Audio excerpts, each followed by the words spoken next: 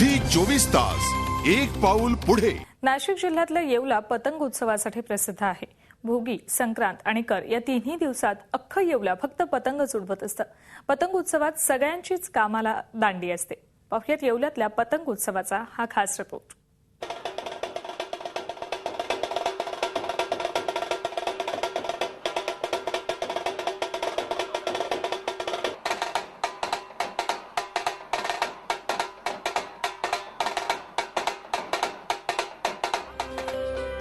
नाशिक जिल्ह्यातल्या येवल्यात संक्रांतीच्या पतंगबाजीला हे असं उत्सवाचं स्वरूप आलंय।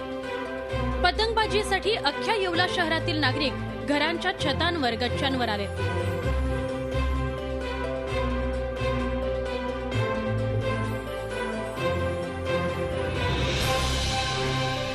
ढोल ताशांच्या गजरात येवलेकर पतंगबाजीचा आनंद लुटतायत। आकाश विविधरंगी पतंगांनी भरून गेल्याचं चित्र आहे।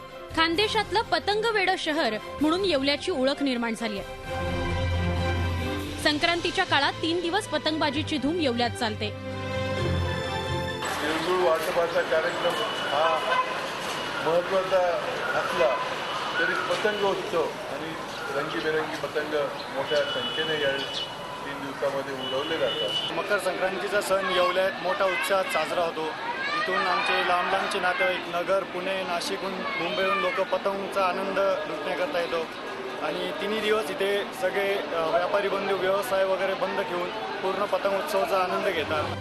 पतंग उडवण्याची चक्री म्हणजे आसरी ही सुद्धा येवल्याची खासियत आहे। इथला बुरुड समाज बांबूपासून ही आसरी आगळ्यावेगळ्या पद्धतीनं बनवतो। पतंग कटली की वक्काट वक्काट अशा गगनभेदी आरोळ्या ऐकू येतात। हलकडीचा निनाद, ढोल ताशांचा गजर आणि चित्रपटांची गीतं यावर पतंग उंचच उंच उडवताना येवलेकरांच्या उत्साहापुढे आकाश ठेंगणं होतं।